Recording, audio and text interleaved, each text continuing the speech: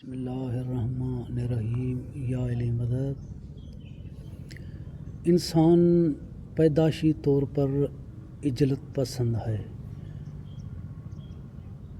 तकमील शौक़ को पूरा करने के लिए यही इजलत पसंदी का मुजाहरा करता है, और यही इजलत पसंदी किसी मसनूई पीर फ़कीर जाली बाबे के पास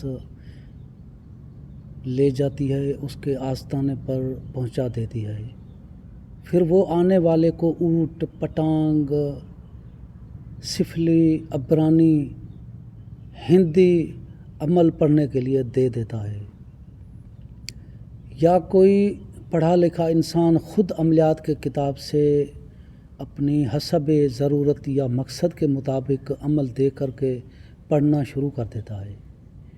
न तलफ़ज़ का पता, न तरतीब का पता, न तरीक़ेकार। फिर वक्त का ज़ाया होना तो लाजमी है, मगर रज्जत का भी ख़तरा होता है। इसलिए मेरे दोस्तों, रूहानियात में कामयाबी के लिए सबसे पहला शर्त है किसी कामिल उस्ताद का दामन पकड़ें, जो इस सफ़र से वाक़फ़ हो। जो चीज़ उसकी मुजरबात में हो वो आपको देगा, आगे आपको आगाह करेगा कि ये उनके जो एहतियात हैं, शराइत हैं और ये तरीक़ेकार है, सब कुछ आपको बताएगा।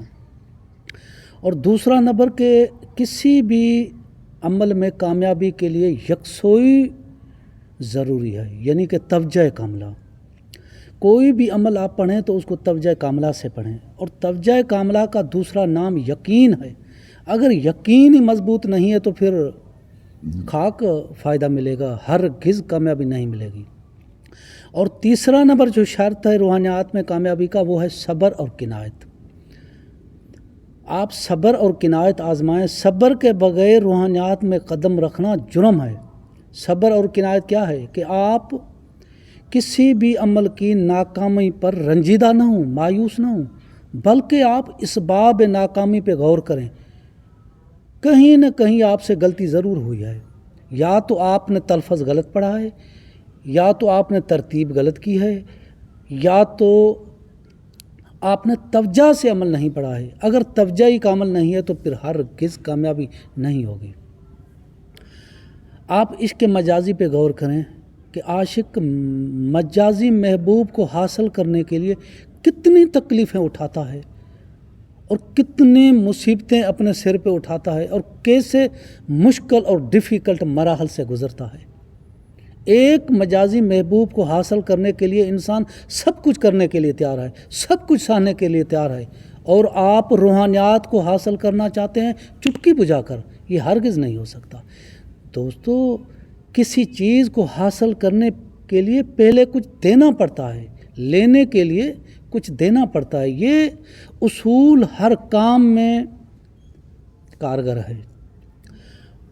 और रूहानियात में कामयाबी के लिए दुनिया के हर आलम, हर आमिल, हर आरिफ ने 3 चीज़ों की सख्त तलकीन की है: कम खाना, कम सोना, कम बोलना।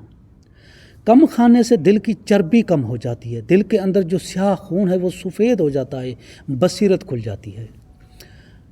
और कम सोने से फ़िक्र बढ़ जाता है, और इंसान की तवज्जो अपने अमल की तरफ हो जाती है, अपने मकसद की तरफ हो जाती है। फ़िक्र बढ़ जाता है कम सोने से।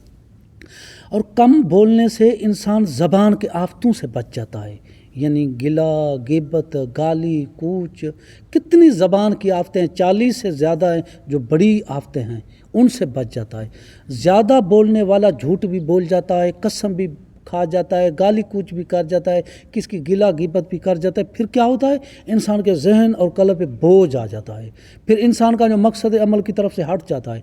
इसलिए ये ज़रूरी है कि कम खाना, कम सोना, कम बोलना। उसके बाद बंदा तन्हाई अख्तियार करे।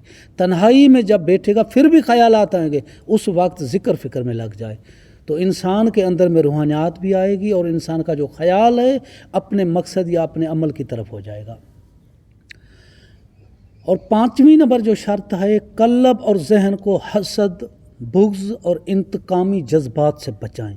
کوئی آپ کا دشمن ہے، آپ کے خلاف بکواس کر رہا ہے، اس کو چھوڑ دیں، کیونکہ آپ ایک روحانیات کے سفر میں ہیں، وہ روحانیات کے سفر میں نہیں ہے، اس کا اتنا نقصان نہیں ہوگا جتنا آپ کا نقصان ہوگا۔ اس کے پاس کیا ہے؟ اس کے پاس کچھ بھی نہیں ہے، آپ اس کو اچھی طرح سے چھوڑ دیں۔ آپ دیکھیں جب ہمارے نبی نے دین کی تبلیغ شروع کی تو کتنے لوگوں نے ان کے خلاف کیا کیا بکواس کی۔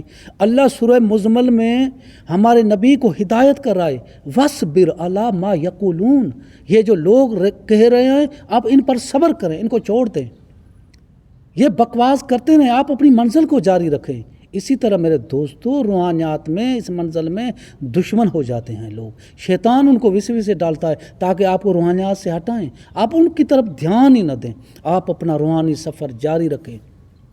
استاد محترم کا ایک مثال جو میں آج تک بھول نہیں سکا ہوں، استاد محترم نے کہا کہ بیٹا دیکھ، کوا ایک ایسا پرندہ ہے جو باز سے لڑتا ہے، باز کے پاس انرجی ہے، طاقت ہے، سب کچھ ہے، پھر بھی کوے سے لڑتا نہیں ہے۔ وہ کیا کرتا ہے؟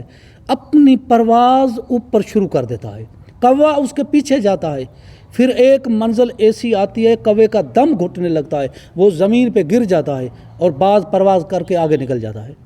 استاد کہتا ہے کہ اسی طرح بن جا، باز کی طرح طاقت ہونے کے باوجود بھی دشمن کے انتقام کا نہ سوچ، اپنے سفر روحانیات کو جاری رکھ۔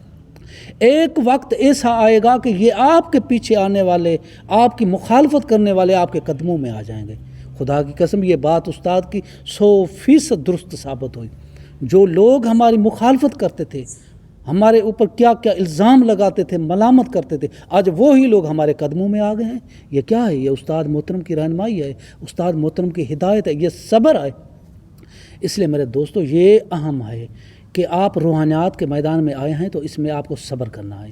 دشمن کچھ بھی کہتا رہے، آپ اس کی طرف دھیان نہ دیں، آپ اپنے سفر کو جاری رکھیں، ایک وقت وہی دشمن آپ کے قدموں میں آ جائے گا، کیونکہ آپ کے پاس کچھ ہوگا، آپ کچھ حاصل کر لو گے، اس کے پاس تو کچھ بھی نہیں ہے۔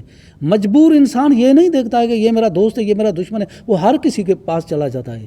اسی لیے آپ کبھی بھی اس میں جو انتقام ہے دشمن کے، وہ جو اس کی طرف خیال نہ کریں، اس میں آپ کو انتشار قلب ہو جائے گی، آپ کو دشمن کے خیالات ہو جائیں گے، عمل سے آپ کا جو دھیان ہے، خیال ہے، مٹ جائے گا، پھر آپ عمل میں بیٹھو گے، جس طرح نمازی نماز میں کرتا ہے تو کئی خیال آنے شروع ہو جاتے ہیں۔ تو اسی طرح جب آپ عمل میں بیٹھو گے، آپ کے ذہن پہ وہی دشمن اور عمل کی طرف آپ کا دھیان ہی نہیں ہے۔ عمل میں تب کامیابی ہوگی جب عمل کی طرف توجہ ہوگا، دھیان ہوگا۔ اور اس کے علاوہ 6 نمبر جو شرط ہے، زنا، شراب، دل آزاری سے بچیں۔ یہ چیزیں اگر کسی انسان کے پاس ہے، وہ ہرگز روحانیات کے منزل میں نہ آئے، اس سفر میں نہ آئے۔ زنا، شراب، دل آزاری، کسی کی دل آزاری نہ کریں، اتنے تک آپ کسی جاندار کو بیجا نہ ماریں۔ مثلا یہ زمینی جو حشرات ہیں، کیڑے مکوڑے، آپ کوشش کریں کہ ان پر آپ کا قدم نہ پڑے، اور دوران عملیات آپ روحانیات میں آگے حشرات الارض کو، کیڑوں مکڑوں کو، پرندوں کو کھلائیں تاکہ ان کی دعا سے آپ عمل میں کامیاب ہو جائیں۔ ان کو مارنا نہیں چاہیے بیجا، کیونکہ قرآن پاک میں بھی اللہ نے منع فرمائی ہے کہ آپ بیجا کسی جاندار کو نہ ماریں۔ اس میں کیا قدرت کا راز ہے وہ اللہ ہی جانتا ہے، مگر فائدہ بڑا ہے۔ اور اس کے علاوہ 7ویں نمبر جو شرط ہے، فقر معاش سے آزاد ہو کر کے عمل شروع کریں۔ مطلب کہ آپ روزی کے لیے جو کاروبار کر رہے ہیں، جو کام کر رہے ہیں حصول روزی کے لیے، اس کو جاری رکھیں۔ اگر آپ وہ کام چھوڑ کر کے عملیات کے پیچھے لگ جائیں گے تو آپ کو عملیات کے دوران روزی کی فکر ہو جائے گی، بال بچوں کی کرنی ہے، گھر کی کرنی ہے، اپنے آس پاس کے پڑوسوں کی کرنی ہے، ماں باپ کی کرنی ہے۔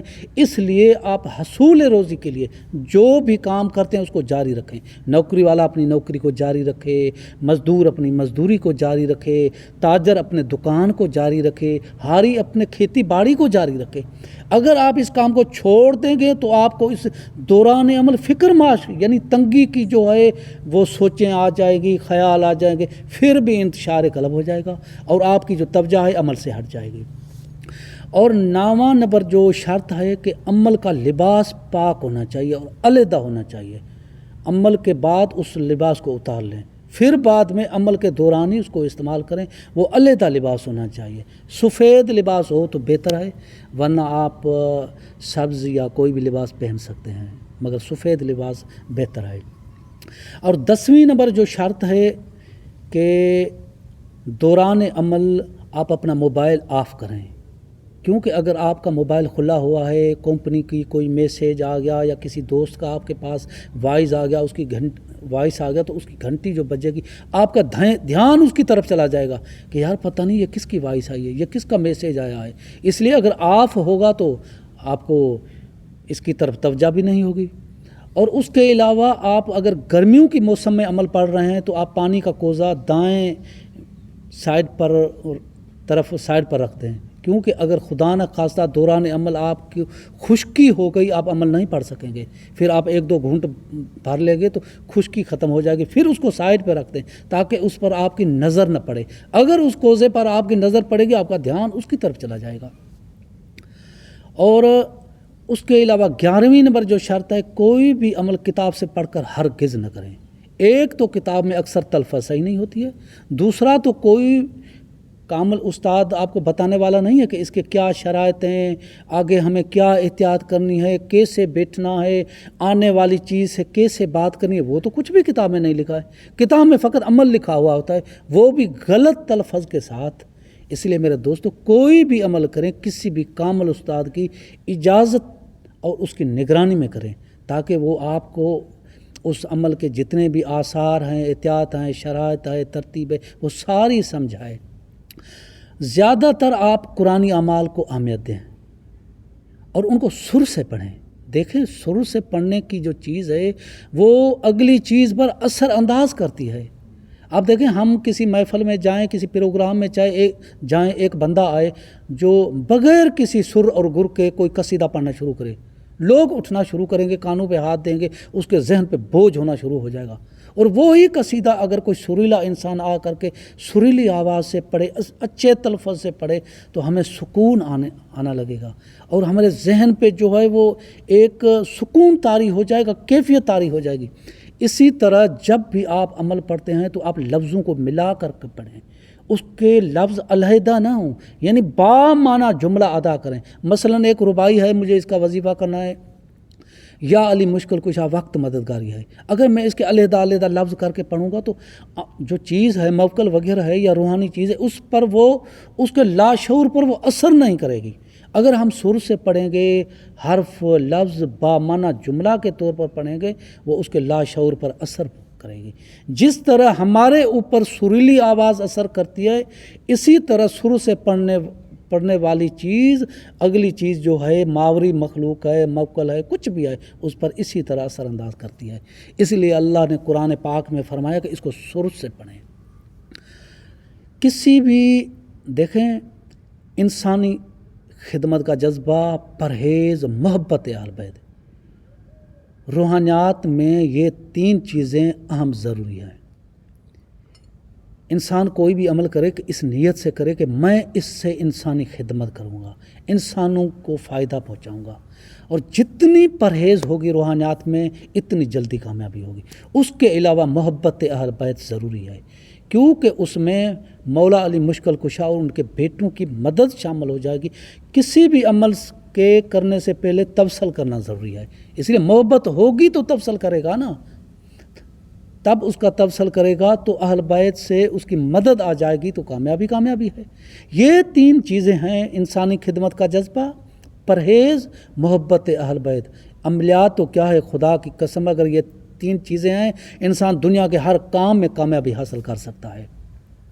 اور یہ بات ذہن نشین کریں کہ کسی بھی موکل، جن یا حمزات کی حاضری کا عمل شروع کرنے سے پہلے یہ بات ذہن نشین کر لیں کہ آنے والا آپ سے کمزور ہے۔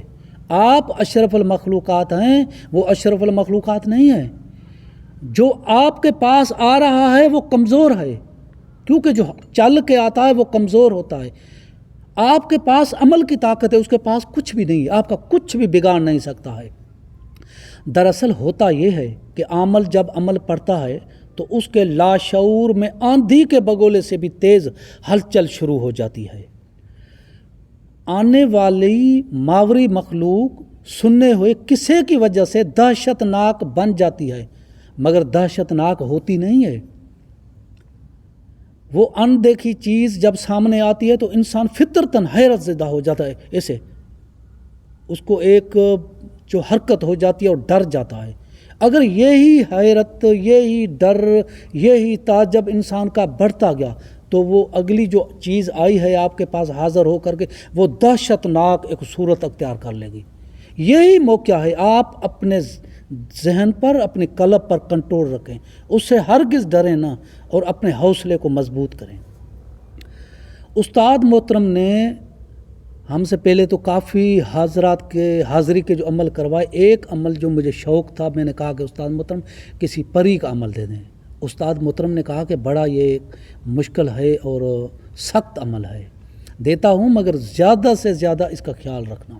ہوتا کیا ہے اس میں؟ استاد محترم نے کہا کہ پہلے وہ ایک سانپ کی صورت میں آ کر کے گلے میں لپٹ جاتی ہے، بعد میں وہی سانپ ایک پری کی صورت اختیار کر لیتا ہے۔ مگر تو اپنے حوصلے کو مضبوط کرنا، عمل کو ہرگز نہ چھوڑنا۔ اگر تو نے عمل کو چھوڑ دیا تو وہ دہشت ناک ایک شکل بن کر کے تیرے دماغ پہ اثر ڈالے گی اور رجت ہو جائے گی۔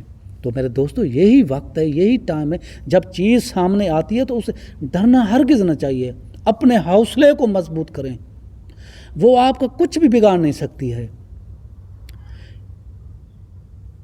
یہ بات یاد رکھیں کہ آنے والی ماورائی مخلوق ہے، وہ جان بچانے کی کوشش کرتی ہے کہ کسی بھی طرح اسے میری جان چھوٹ جائے، یہ بھاگ جائے اور یہ عمل کو چھوڑ دے، کیونکہ ساری زندگی اس کو تیری غلامی کرنی پڑے گی، وہ تو تذکیر ہو جائے گا نا۔ پھر وہ جان چھڑانے کے لیے وہ ایسی شکلیں بناتے ہیں تاکہ یہ بندہ بھاگ جائے۔ بندے اپنے حوصلے کو مضبوط کرے، اپنے ذہن کو، قلب کو مضبوط کرے، وہ کچھ بھی نہیں بگاڑ سکتا ہے، کیونکہ آپ حصار میں بیٹھے ہیں، آپ کے جسم پہ بھی ہزار ہے۔ تعجب کی بات ہے، آپ قرآن پڑھیں، قرآن کی آیت پڑھیں، قرآن کی صورت پڑھیں، کوئی چیز آپ کو نقصان دے سکے تو آپ کے ایمان کی کمزوری ہے۔ آپ دیکھیں کہ سورہ یونس میں ایک آیت ہے، جب اس کو ایک پیغمبر نے پڑھا، یونس نبی نے، تو مچھلی کے پیٹ سے نجات پا گیا۔ اور وہی آیت، وہی قرآن اگر ہم پڑھیں تو نقصان اٹھائیں تو ہمارے ایمان کی کمزوری ہے۔ قرآن ہرگز نقصان نہیں دے سکتا ہے، یہ تو شفا ہے، یہ تو رحمت ہے۔ اگر انسان غلط نیت سے پڑھ رہا ہے، اگر انسان غلط تلفظ سے پڑھ رہا ہے، اگر انسان استاد کی اجازت کے بغیر پڑھ رہا ہے، اس کو ترتیب کا پتہ نہیں ہے، اس کو شرائط کا پتہ نہیں ہے، یا وہ دہشت کر جاتا ہے، ڈر جاتا ہے، حیران ہو جاتا ہے، پھر تو نقصان ہی نقصان ہے۔ میری اس ویڈیو کو آپ غور سے سنیں، اور اس ویڈیو کے ساتھ میری ایک ویڈیو ہے جو چلہ کشی کے شرائط، دوسری یہ ویڈیو، دونوں ویڈیو کو آپس میں ملا کر ان چیزوں پر آپ عمل کریں، پھر آپ روحانیات کے سفر پہ قدم رکھیں، کامیابی آپ کے قدم چومے گی۔ روحانیات کسی کے باپ کی میراث نہیں ہے، جو محنت کرے گا، جو کوشش کرے گا، جو شوق رکھ کر کے اس میدان میں آئے گا، کامیابی حاصل کرے گا۔ مولا علی مشکل کشا کا قول ہے، جو انسان جس چیز کو حاصل کرنے کے لیے کوشش کرتا ہے وہ ضرور اس کو حاصل کرتا ہے۔ زمین آسمان بن سکتی ہے، آسمان زمین بن سکتا ہے، مغرب مشرق بن سکتا ہے، مشرق مغرب بن سکتا ہے، برف آگ بن سکتی ہے، آگ برف بن سکتی ہے، مگر مولا کا قول غلط نہیں ہو سکتا۔ انسان جس چیز کو حاصل کرنے کے لیے کوشش کرتا ہے اس کو ضرور حاصل کرتا ہے۔ اگر آپ کا شوق ہے اور آپ کوشش بھی کر رہے ہیں، آپ محنت بھی کر رہے ہیں، تو آپ ضرور کامیاب ہوں گے۔ روحانیات کس کے باپ کی میراث نہیں۔ اگر آپ اس میں کوشش، محنت، شوق سے قدم رکھتے ہیں تو کامیابی ہے۔ باقی جو تذکیرات کے عمل ہیں، ان کے کیا شرائط ہیں، ان کے لیے میں ایک الگ ویڈیو بناؤں گا، کیونکہ اب تو میں نے خصوصاً کسی کو بھی ایسے جو کٹھن ایک تذکیرات کا عمل ہوتا ہے، کسی کو اجازت نہیں دی ہے۔ اب تو آپ کا سفر شروع ہوا ہے۔ تذکیرات کے عمل کے لیے کیا شرائط ہوتے ہیں، کیا احتیاط کرنا ہے، کوئی جن، موکل یا حمزات وغیرہ کیسے آتے ہیں، وہ کیا شرائط رکھتے ہیں، ہمیں ان سے کیسے بات کرنی چاہیے، کیونکہ وہ بڑے بڑے شرائط رکھتے ہیں۔ خصوصاً جو حمزات ہے وہ مشکل شرائط رکھتی ہے، تاکہ یہ بندہ شرائط پر عمل نہ کر سکے اور میری اس سے جان چھوٹ جائے۔ مگر آپ کو کوشش کرنی ہے کہ کس طرح اس کے شرائط، کون سے شرائط اس کے مانے جائے، کون سے شرائط نہیں مانے جائے، جن کس قسم کے شرائط رکھتے ہیں، اور یہ جو موکل ہیں وہ کس قسم کے شرائط رکھتے ہیں، اور ہمیں کیسے شرائط ماننا چاہیے اور کون سے شرائط نہیں ماننا چاہیے۔ اس کے لیے انشاءاللہ میں ایک الگ ویڈیو بناؤں گا، جس میں آپ کو مکمل جو ہے وہ میں آپ کو نصیحت کروں گا کہ کون سی چیز کس طرح آتی ہے، ان کے کیا شرائط ہے، کیا شرائط ماننے چاہیے، کیا شرائط نہیں ماننے چاہیے، اور ان سے کیسے بندے کو احتیاط کرنا ہے، اور اگر خدا نہ خواستہ وہ ایک دہشت ناک صورت بن جائے تو اس سے بچنے کے لیے، اس سے حفاظت کے لیے ہمیں کیا کرنا چاہیے، اس کی ساری تفصیل انشاءاللہ میں اپنی بیاض سے دے کر کے جس طرح ہم کو استاد محترم نے بتائی ہے اسی طرح ہی میں آپ کو بتاؤں گا۔ دعاؤں میں یاد رکھیے گا۔ یا علیہ السلام مدد۔